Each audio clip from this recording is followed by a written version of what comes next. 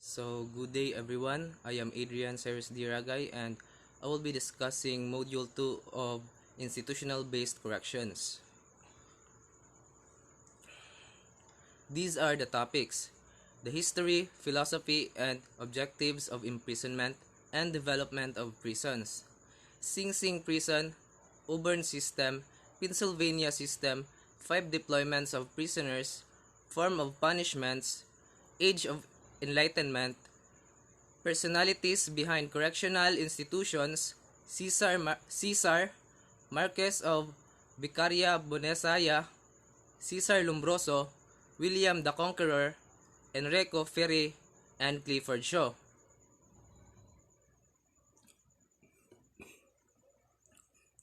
First is the history of imprisonment. The original purpose of confining a person within a prison was not to punish them, but was a means of keeping the perpetrator of a crime detained until the actual punishment could be carried out. So, basically, prison back then was only a place for detainees until they are proven guilty or not guilty of a crime. This was usually in the form of corporal punishment that was intended to cause the guilty person pain, such as being beaten with a whip, or capital punishment, which use a variety of methods to claim the lives of condemned individuals. So, this means back then people were people who were in prison are tortured.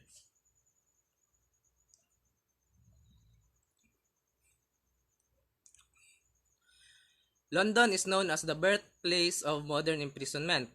A philosopher named Jeremy Bentham was against the death penalty and thus created a concept for a prison that would be used to hold prisoners as a form of punishment. Bentham drew up plans for a facility in which prisoners would remain for extended period of time. So Jeremy Bentham was the first who created a concept of prison of a prison that is intended to hold prisoners as a form of punishment for a long period of time.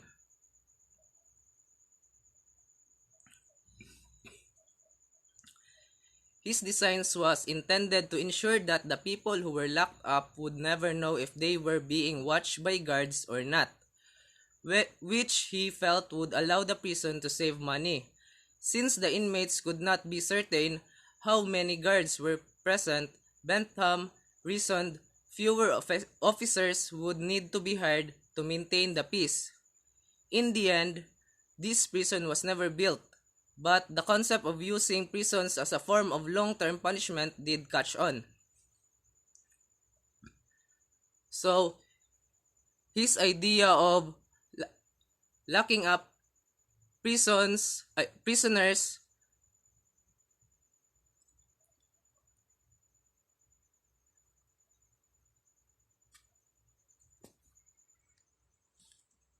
so basically his idea was to make a certain a certain prison that allows prisoners to not notice guards outside, and that prison was not built. But his concept of long-term imprisonment, long-term or imprisonment or punishment did catch on, was allowed.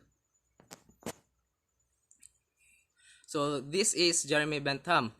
So he is an English philosopher, jurist, and social reformer, regarded as the founder of modern utilitarianism.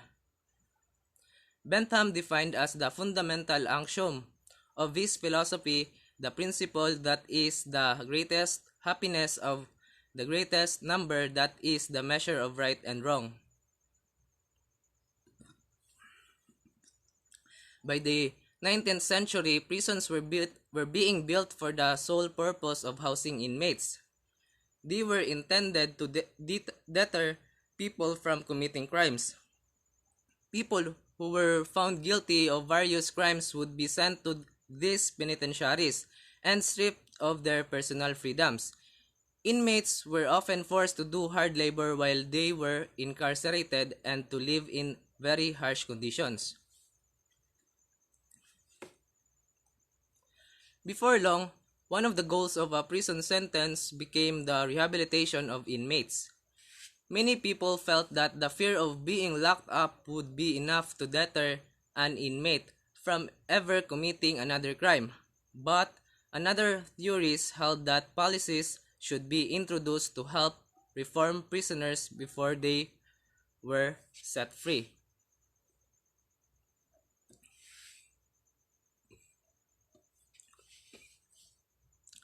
The five sentencing philosophies. There are five basic sentencing philosophies that justify why we punish those who break our criminal laws: retribution, incapacitation, rehabilitation, deterrence, and restoration. These philosophies are not esoteric theories. The sentencing philosophies of prisons, a relatively new theory being advanced in criminal justice circles, is to use the different philosophies of sentencing to make prisons better and even lower the prison population over time. The basic premise is that no criminal is alike. There are some who can be rehabilitated, and there are others who are beyond reach. Why then should we put both types of individuals in the same prison? So this idea wants to reform the concept of imprisonment. So if there are people who who who they notice that can be helped, they will help them by rehabilitating, and also to lower the prison population, because not all prisoners are that bad. They can be changed. In essence, if inmates can be separated into different parts of a prison or even different prisons based upon the sentencing philosophy most applicable to them, wouldn't that foster be better sentencing outcome? So in other words, this idea allows inmates to change their life by rehabilitation,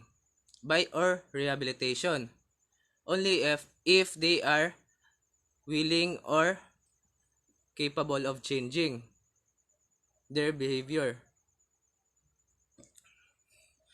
The idea would be that inmates would be categorized by their capacity for rehabilitation.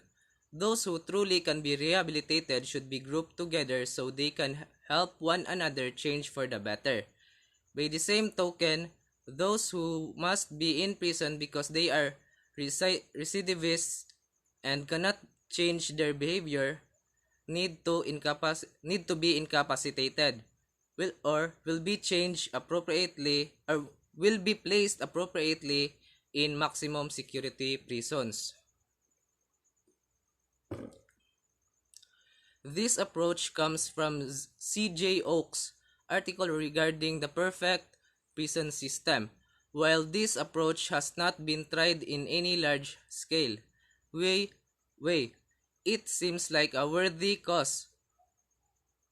It seems natural that putting those with rehabilitative potential in one place will help one another make necessary changes. By contrast, mixing population will likely result in those hardened criminals pulling down those with rehabilitative potential to the lowest common denominator. So it is more better to separate those people who are willing to change than they are being put together with those criminals who are hard-headed and has not and does not have the willingness to change. In a world where our prison population is exploding, a perfect prison solution may make inroads into helping those who can be helped and reducing recidivism. Objectives of imprisonment.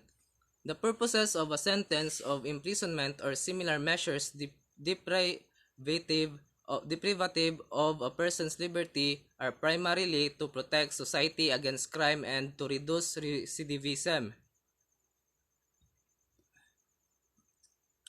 To this end, prison administrations and other competent authorities should offer education, vocational training, and work, as well as other forms of assistance that are appropriate and available, including those of remedial, moral, spiritual, and social health and sports-based nature.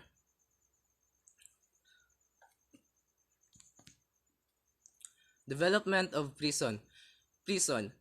An institution for the confinement of persons who have been remanded or held in custody by a judicial authority or who have been deprived of their liberty following conviction for a crime, or a person found guilty of a felony or misdemeanor may be required to serve a prison sentence. So basically these are people who are law offenders or that has committed a crime, and they will be deprived of their liberty and they will lose their freedom. Until the late 18th century, prisons were used primarily for the confinement of debtors, persons accused of crimes and awaiting trial, and convicts awaiting the imposition of their sentences, usually death or transportation, deportation overseas.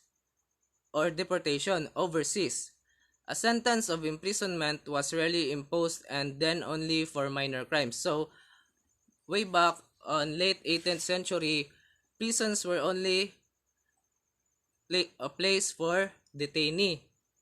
They were only detained at that place and waiting for their sentences or death or transportation,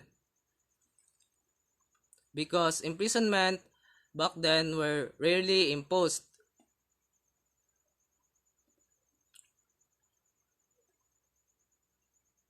So this is a photo of a prison. Development of the prison system. During the 16th century, a number of houses of correction were established in Europe for the rehabilitation of minor offenders and vagrants. They emphasized strict discipline and hard labor.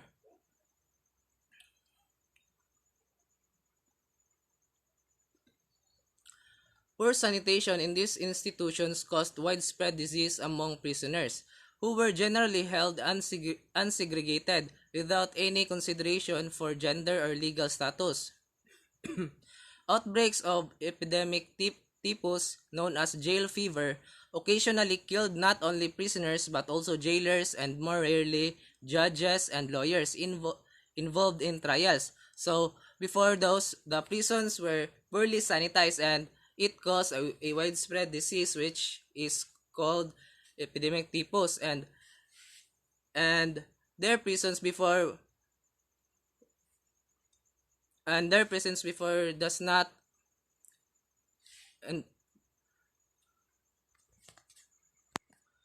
does not recognize any gender. They were put together, they were locked together in a cell, and and that caused a disease or fever, and it took many lives, not only for the prisoners but also the jailers and judges and lawyers. Emergence of the penitentiary. The concept of the prison as the penitentiary, that is, as a place of punishment and personal reform, was advocated in this period by the English jurist and philosopher Jeremy Bentham, among others. So this is Jeremy Bentham.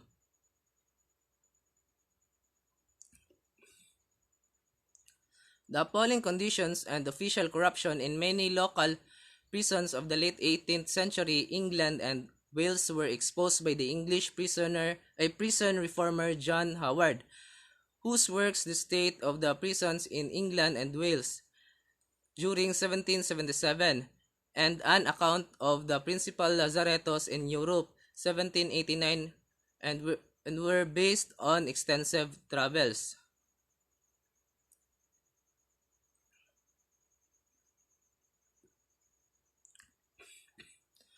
As use of the new type of prison expanded, administrators began to experiment with the new methods of prisoner rehabilitation. Solitary confinement of criminals came to be viewed as an ideal because it was thought that solitude would help the offenders to become penitent and the penitence would result in rehabilitation. So solitary confinement is locking up a prisoner inside a room alone. In the United States, the idea was first implemented at Eastern State Penitentiary in Philadelphia in 1829.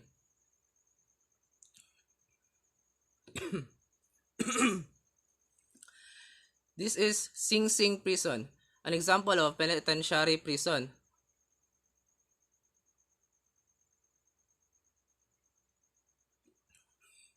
So, Sing Sing Correctional Facility is a maximum security prison operated by the New York State Department of Corrections and Community Supervision in Ossining, New York. It houses about 1,700 incarcerated people and is located about 30 miles north of New York City on the bank of the Hudson River. Sing Sing's name comes from the Indian phrase sin sink. It means stone on stone. In 1901, 3 years after Edison introduced the electric chair at Sing Sing, the town changed its name to Ossining so people wouldn't confuse it with the jail. Edison's dynamos run on direct current. So electric chair is used for torture or death penalty.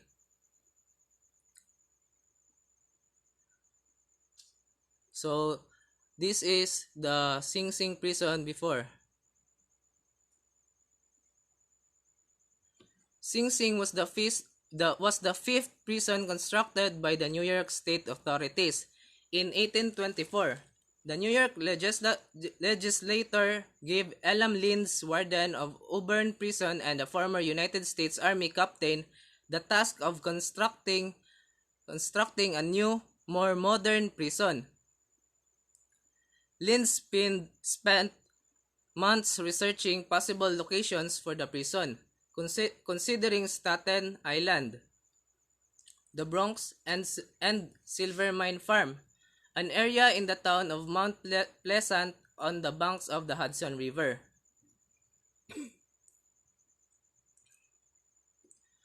Captain Elam Lins was a prison warden. He helped create the Auburn system, which consisted of congregate labor during the day and isolation at night, starting in 1821 and was warden of Sing Sing from 1825 to 1830. So, this is a photo of Captain Elam Lins. Sing Sing Prison was built at Mount Pleasant.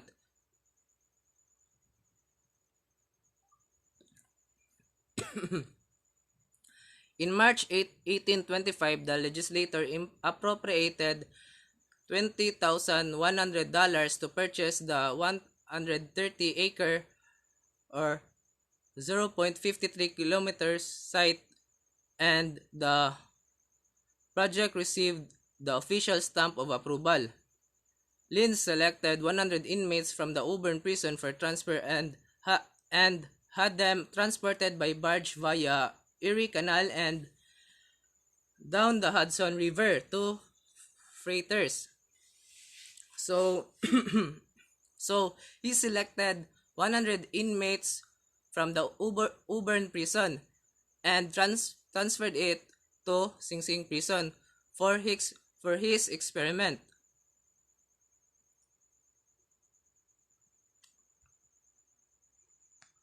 So this is an image of Erie Canal way back 1825. On their arrival on May 14, the site was without a place to receive them or a wall to enclose them. Temporary barracks, a cookhouse, carpenter and blacksmiths shops were rushed to completion. When it was opened in 1826, it was considered a model prison because it earned a profit for the state. By October 1828, Sing Sing was completed. Linz employed the Auburn system. So Linz applied the Auburn system in Sing Sing prison, which imposed absolute silence on the prisoners. The system was enforced by whipping and other punishments. So aside from isolation, prisoners were also whipped and other punishments. So they were tortured also, other than isolation.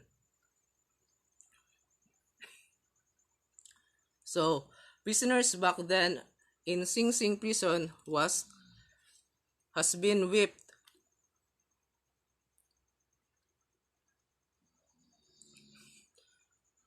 It was John Lucky, the prison chaplain around 1843, who held the principal keeper of Sing Sing. Elam Linz, accountable to New York Governor William H. Seward and President of the Board of Inspectors, John Edmonds, to have Linz removed. So it was John Lucky, the prison chaplain. So a prison chaplain is like a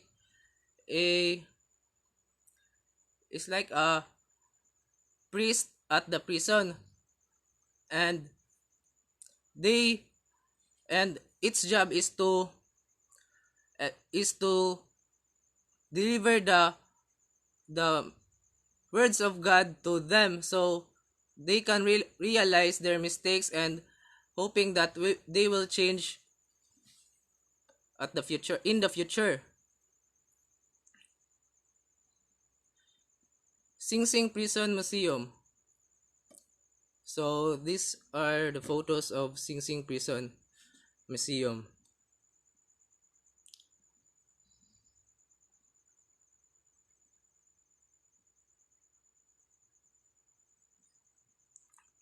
The Auburn system. The Auburn system was a prison model consisting of small individual cells, large work area for group labor, and enforced silence.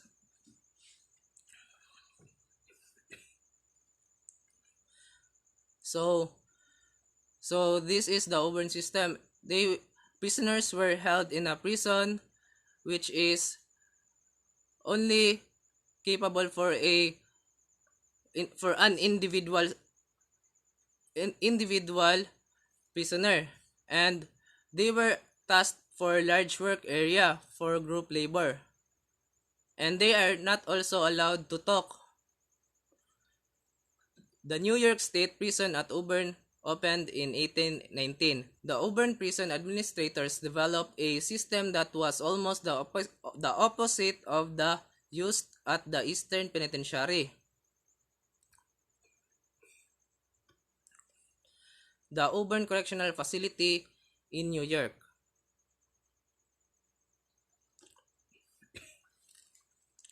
Inside prison cells that do not touch the outside walls of the cell block, an unfortunate byproduct of the badly planned Auburn experiment, was the use of solitary confinement as a means of punishment within the prison. In the belief that verbal exchange between prisoners was contaminating, conversation was prevented by liberal use of the whip, so prisoners were not allowed to talk to each other. and if they were caught, they were whipped.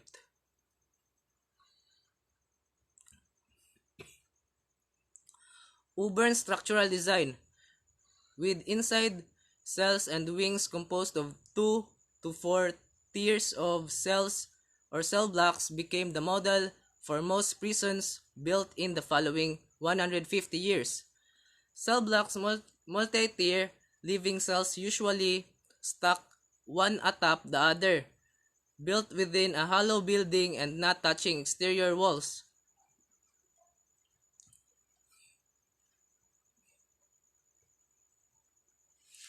Pennsylvania system.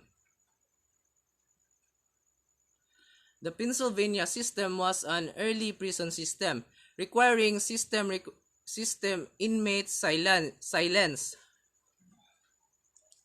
individual cells and inmates labor in those cells. So Pennsylvania system requires requires inmates to be silent, and they were also tasked for labor in those cells. In an image of Eastern State Penitentiary.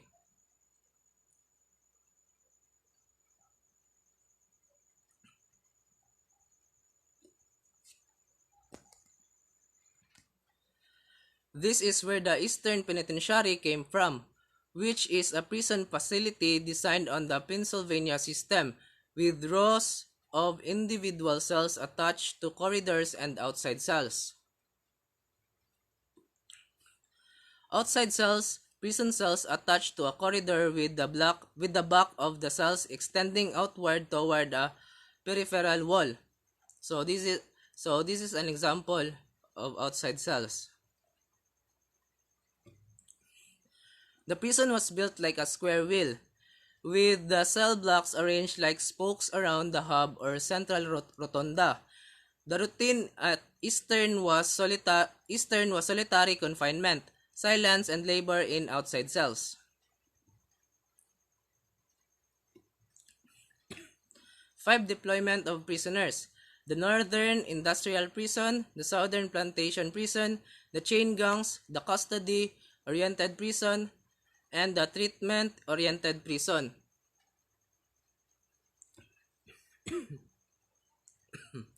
The Northern Industrial Prison. The State Penitentiary at McAlester, Oklahoma is an example of industrial prisons in the United States. The prisoners are made to perform labor to earn revenues for the upkeep of the facility and profit for the state treasury. The 3 methods used to benefit from prison labor is through contract, state account, and state use system. So prisoners were made to perform labor, and to earn revenues to maintain the to maintain and upkeep the prison and to support it.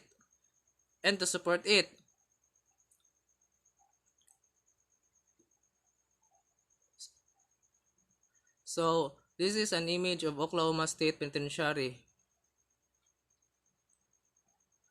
Southern Plantation Prison. Prison labor in farming and agriculture.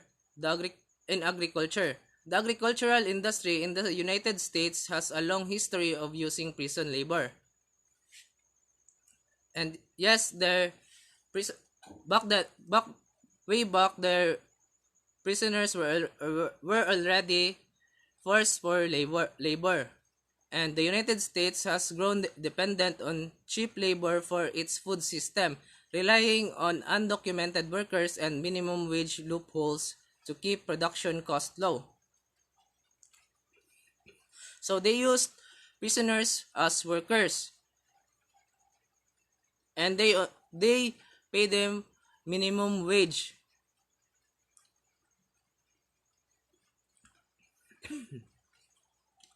The 13th Amendment to the United States Constitution states, "Neither slavery nor involuntary servitude, except as a punishment for crime whereof the party shall have been duly convicted, duly convicted shall exist within the United States or any place subject to their jurisdiction. Most people know it as the amendment abolishing slavery. However, the qualifier, except as a punishment for a crime, can act as a loophole that allows companies to employ incarcerated people for wages significantly lower than federal minimum wage. Although prison wages are low, prisoners do not have to pay for accommodation, their meals, basic toiletries, or clothing if required. The chain gang. So, a chain gang or road gang is a group of prisoners chained together to perform menial or physically challenging work as a form of punishment. Such punishments might include repairing buildings, building roads, or clearing land. Chain gangs were groups of convicts forced to labor at tasks such as road construction, ditch digging, or farming while chained together.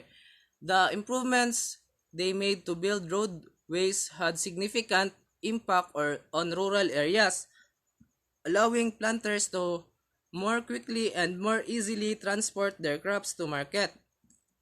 The chain gang was abolished in every state by the 1950s, almost 100 years after the end of the Civil War. So, chain gang prisoners were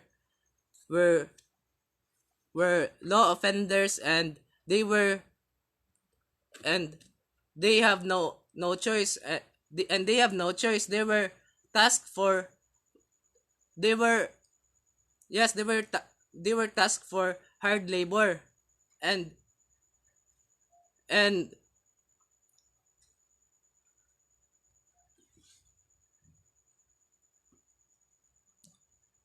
buildings, roads, and clearing land.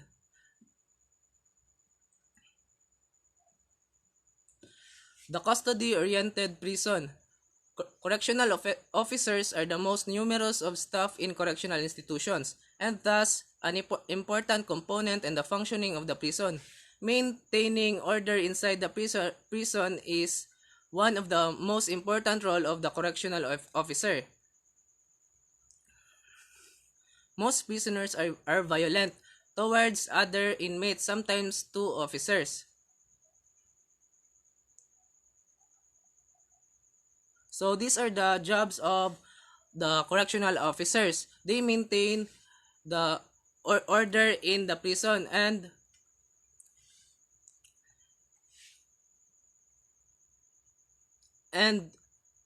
won't allow and does not allow violence towards each inmates.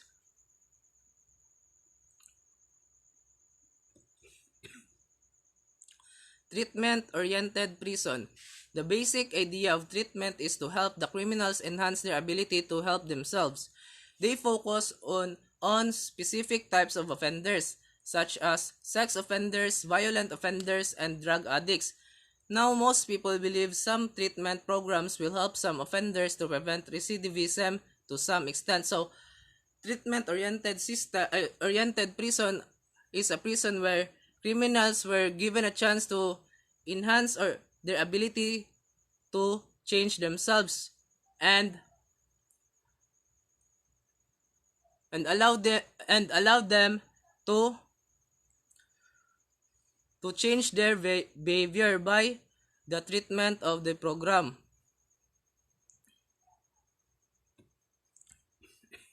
The types of criminal punishment. Retribution. This is one of the first forms of punishment. Essentially, the idea of an eye for an eye.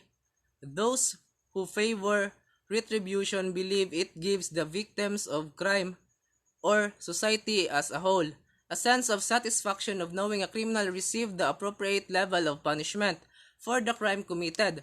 Lawmakers face the task of determining these appropriate levels of punishment, which can range from speeding ticket fine amounts to mandatory sentences for certain crimes. So retribution. So as I said, this quotes an eye for an eye. So example, a criminal committed a crime which is murder. He is he is also his punishment will also be killed or death penalty.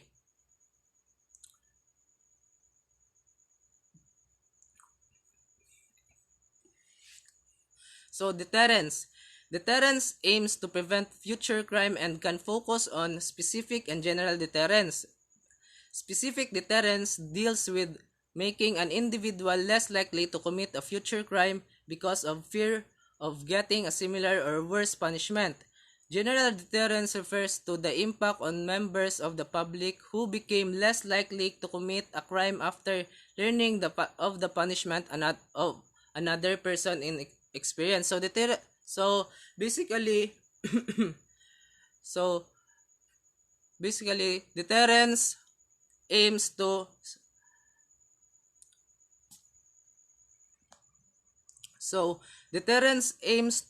scare or discourage criminals to commit another crime. Discourage them to commit another crime because of the punishments. Rehabilitation. Rehabilitation seeks to prevent future crime by altering a criminal's behavior. This typically includes offering a host of programs while in prison, including educational and vocational programs, treatment, center placement, and mental health counseling.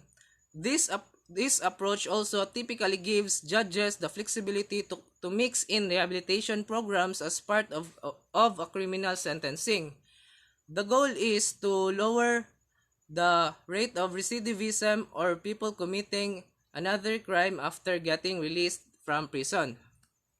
So rehabilitation is very understandable. It allows people to change their life and give them a chance to take participate programs that will help them change their lives and their behaviors. Also gives the judge the flexibility to mix in rehabilitation sentencing. The judge can also sentence the person for rehabilitation, not directly to the prison or imprisonment. Incapacitation.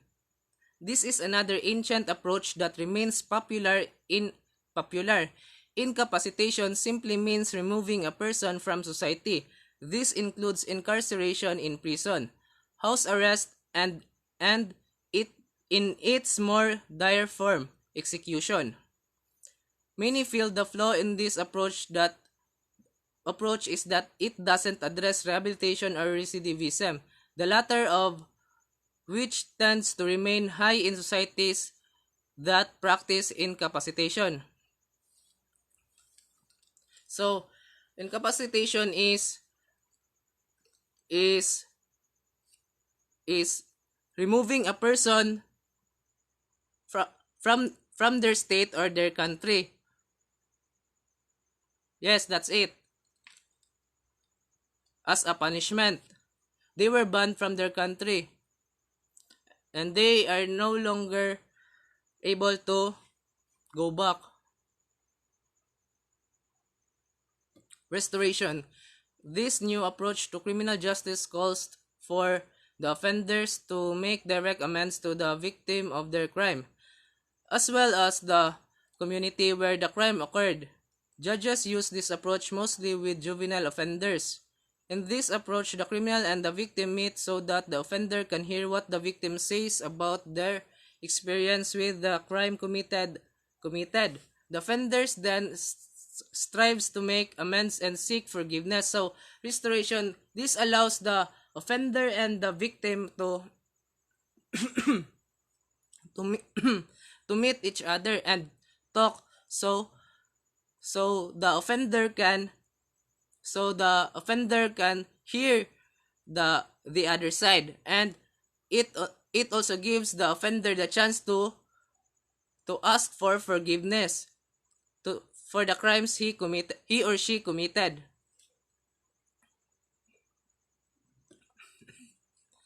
Age of Enlightenment.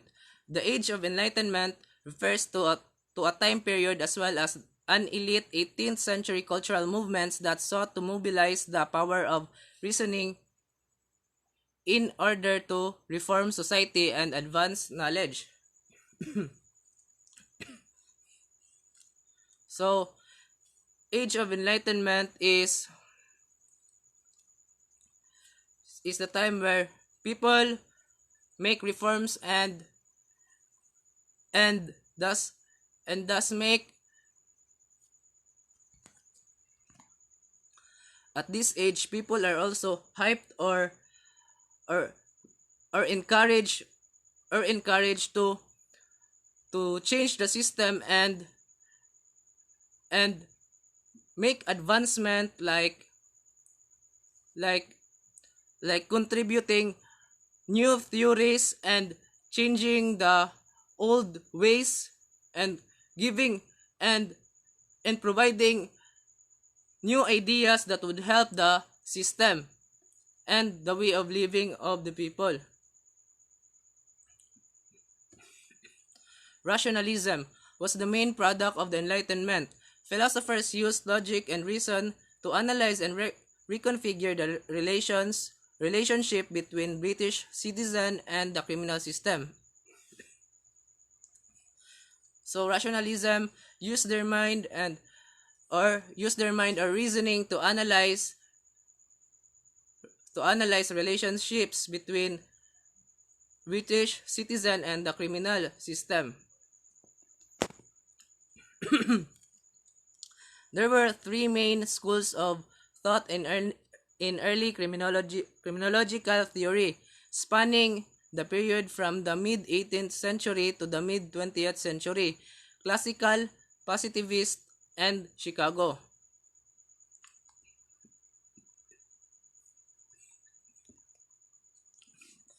The Enlightenment period is in the history of Western thought and culture stretches roughly from the mid-decades of the 17th century through the 18th century. It was characterized by dramatic revolutions in science, philosophy, and society in politics.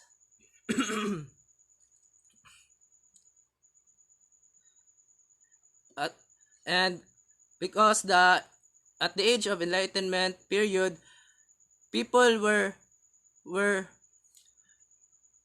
many people were contributing many ideas and technologies, concepts allows that allows us to use that allows people like us today use it. Their ideas contributed a lot on what we are living today.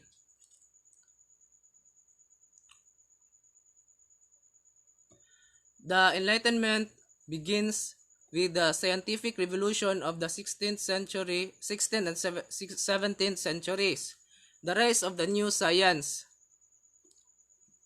personalities behind correctional institutions. Cesar Bonesana di Beccaria, Marquis of Gualdrasco and Reggio was an Italian criminologist, jurist, philosopher, economist, and politician who is widely considered one of the greatest thinkers of the Age of Enlightenment. So this is Cesar Beccaria. Beccaria argued against retribution, which is a criminal punishment theory that maintains punishment is payment for harm done. Instead, he promoted deterrence. This is a type of prevention where the threat of punishment outweighs the urge to commit a crime. So, Beccaria is against retribution, and he prefers deterrence.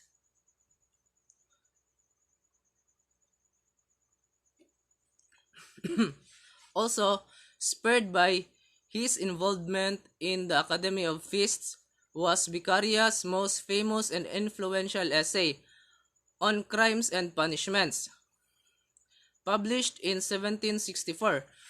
On Crimes and Punishments is a thorough treatise exploring the topic of criminal justice. Beccaria was the first modern writer to advocate the complete abolition of capital punishment, and may therefore be regarded as the founder of the abolition movements that have persisted in most civilized nations since his day. So, Beccaria was the first modern writer who advocated the complete abolition of capital punishment because he is against violent punishment, and he prefers deterrence.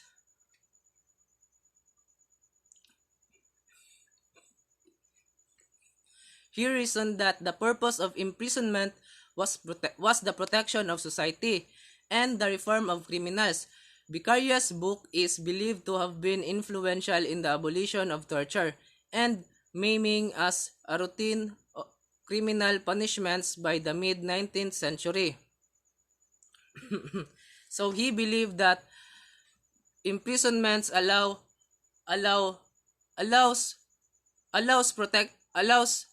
people allows people to be to be to be to be hurt or prevent people from criminals, and it also gave the society protection by locking up criminals at the prison. So for him, that is the main purpose of imprisonment.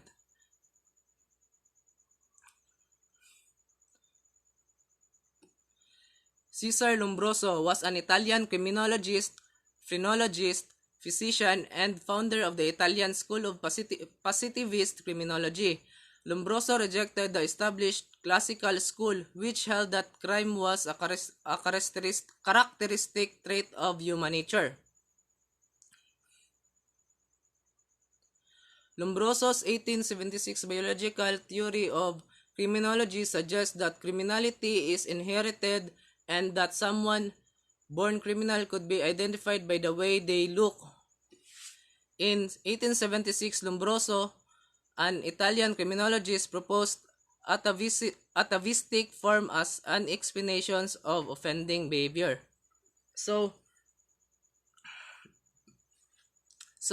Lombroso believed that criminal behavior or criminality is inherited by the parents or by the ancestors, and it can also be identified by how they look or their physical appearance. That's what he believes. The Italian criminologist Cesare Lombroso on 1835 to 1909 devised the now outmoded theory that criminality is determined by physiological traits, called the father of modern criminology. He concentrated attention on the study of individual offender. Abstract and keywords. Cesare Lombroso's atavism theory argues that criminals are primitive savages who are evolutionary backward compared to normal citizens. According to Lombroso, born criminals possess an array of stigmata or markers that may be considered putative evidence of their criminality. So, he believes that criminals are naturally primitive savages and They are born they are born criminals.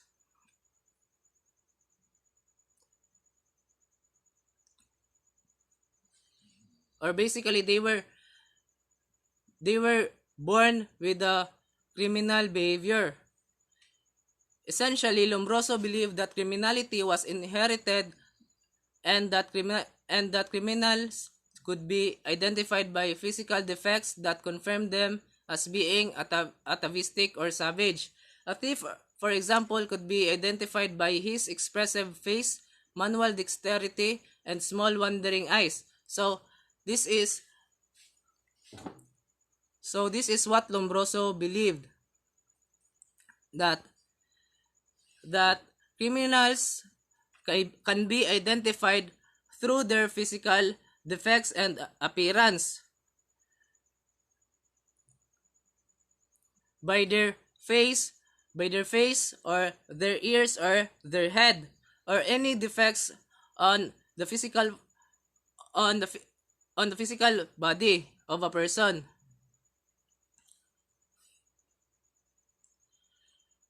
William the First, usually known as William the Conqueror and sometimes William the Bastard, was the first Norman king of England, reigning from 1066 until his death in 1087.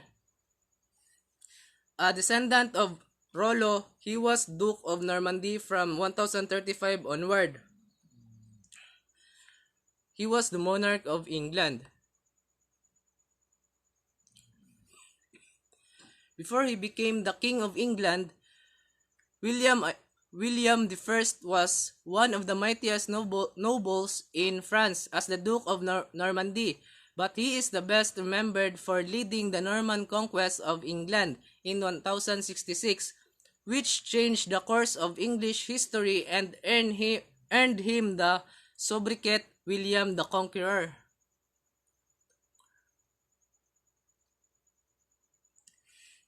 William I proved an effective king of England, and the Domesday Book, a great census of the lands and people of England, was among his notable achievements.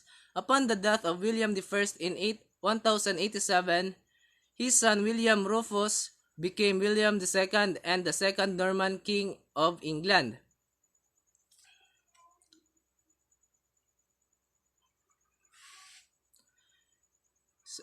He cut down many people and destroyed homes and land. Nowhere else had he shown such cruelty. This made a real change. To his shame, William made no effort to control his fury, punishing the innocent with the guilty. He ordered that crops and herds, tools and food be burned to ashes. So he was a cruel king, as what he displays.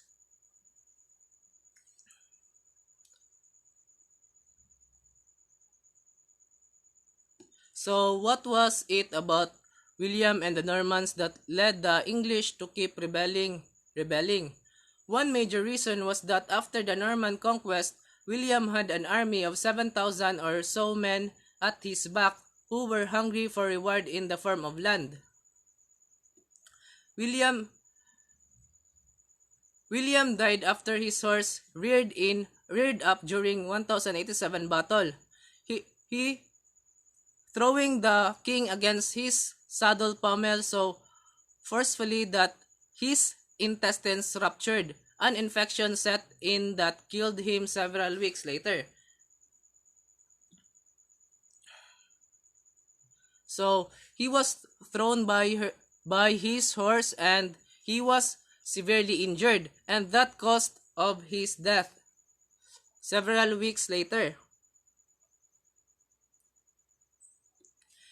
Enrico Ferri was an Italian criminologist, socialist, and student of Cesare Lombroso, the founder of the Italian School of Criminology.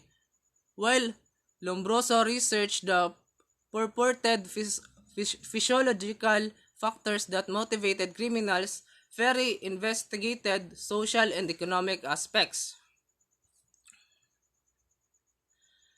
Ferry's research led to him postulating theories calling for crime prevention methods to be the mainstay of law enforcement, as opposed to punishment of criminals after their crimes had taken place.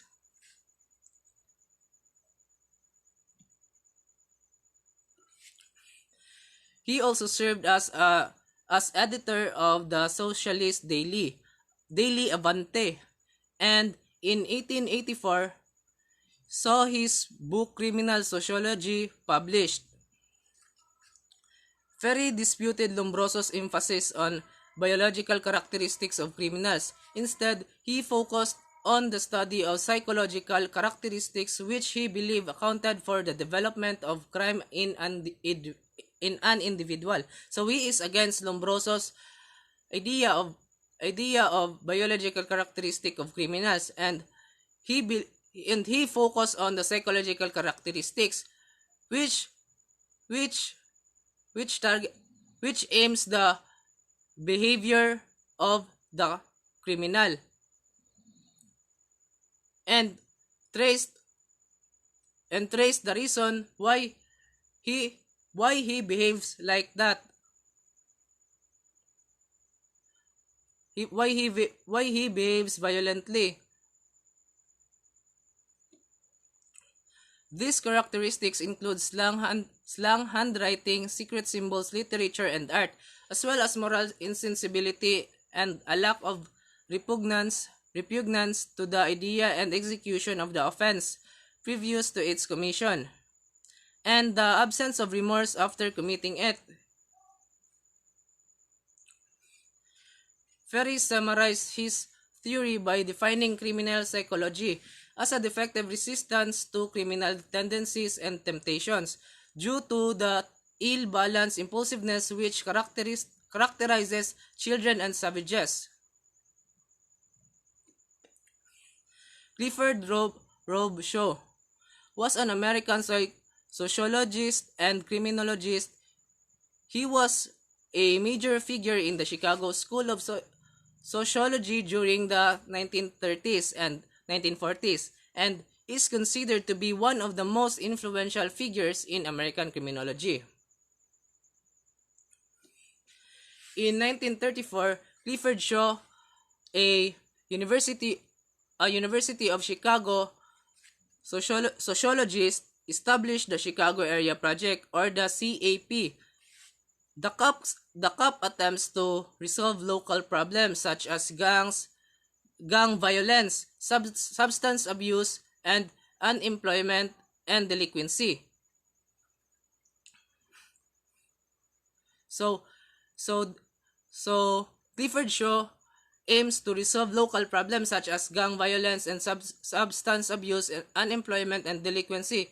He tried to analyze and resolve those problems. They determined that delinquency was tied to the neighborhoods and was not the result of the personal characteristic of the people who lived in them, but the result of a strong neighborhood effect. So as what he have studied about delinquency, it shows that neighborhoods or the environment of a person greatly influence its behavior, or the person's behavior. It can cause violent reactions to the person, or violent behaviors. The strong influence of the neighborhood affects the psychological mind of the person and its behavior.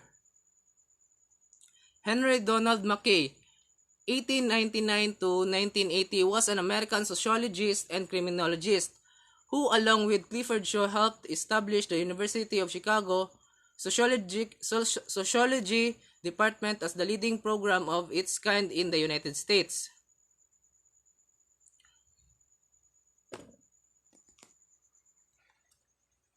Shaw and Mackay, 1942, in 1942, applied the concentric zone model to study of juvenile delinquency in Chicago. They showed that juvenile delinquency rates were not evenly distributed over the entire city. Instead, crime rates were highest in the transition zone. So, and Shaw and McKay were the people behind the famous theory of social disorganization that states a person's physical and social environment are primarily responsible for the behavioral choices that a person makes. The environment is the greatest that the environment greatly influence the person's behavior, the behavior and choices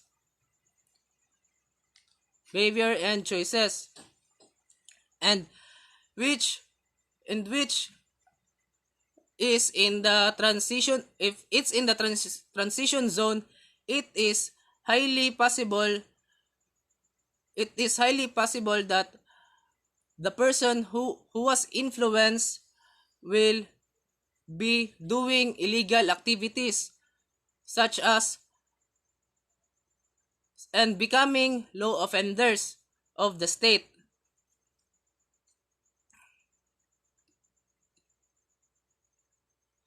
His activities centered mainly upon experimentation and research. In his early years, he was involved in a research on delinquency, community characteristics, and criminal career development. Later, he focused on group-oriented social action programs in relation to delinquency. So that's all.